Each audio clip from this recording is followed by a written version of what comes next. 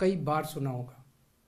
2 साल से बीजेपी की सारी एजेंसीज कई रेड मार चुकी हैं, कई लोगों को गिरफ्तार कर चुकी हैं, लेकिन अभी तक एक भी पैसे का हेरफेर कहीं नहीं मिला, कहीं से एक भी पैसा नहीं मिला। अगर भ्रष्टाचार वाकई हुआ है तो इतने करोड़ों रुपए गए कहां? क्या सारा पैसा हवा में गायब हो गया?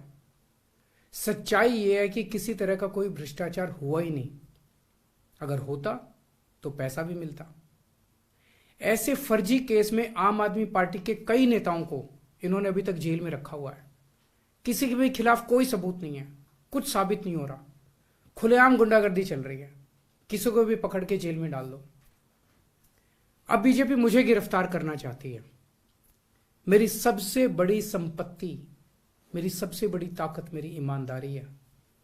झूठे आरोप लगा के, फर्जी समन भेज के ये मुझे बदनाम करना चाहते हैं, मेरी ईमानदारी पे चोट करना चाहते हैं। इन्होंने मुझे समन भेजे हैं। मेरे वकीलों ने मुझे बताया कि ये समन गैर कानूनी है।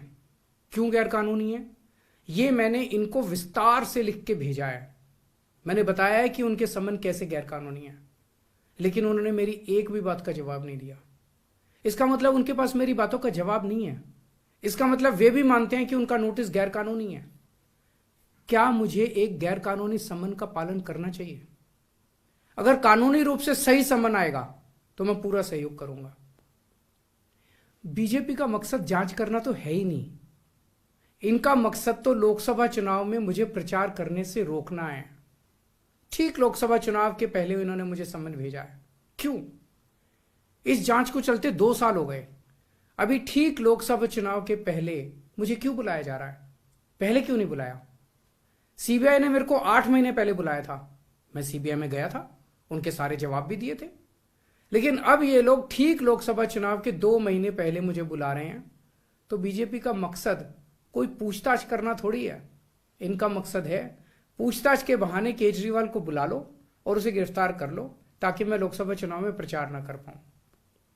आज बीजेपी भ्रष्टाचारियों को नहीं पकड़ रही, बल्कि खुलेआम ईडी और सीबीआई का इस्तेमाल करके दूसरी पार्टियों के नेताओं को तोड़ के बीजेपी में शामिल करवाने का काम किया जा रहा है।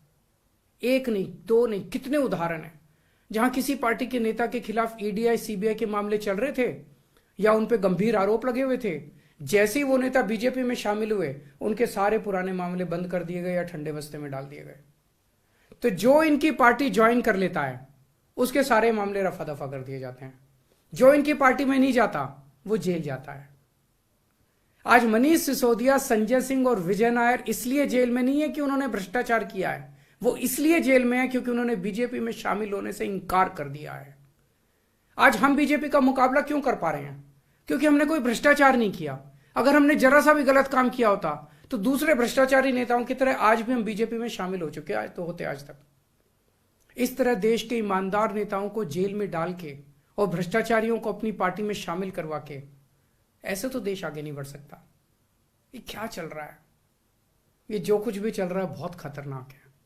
ये हमारे जनतंत्र के लिए बहुत गलत है। इसे रोकना होगा। मैं हमेशा देश के लिए लड़ा हूं। मेरा तन मन धन देश के लिए है। मेरी एक एक सांस देश के लिए है। मेरी खून की एक एक बूंद देश के लिए है। मेरे शरीर का एक एक कतरा देश के लिए समर्पित है। हमें मिलकर देश को बचाना है। मैं पूरी जी जान से इनके खिलाफ लड़ रहा हूं। आपका साथ चाहिए।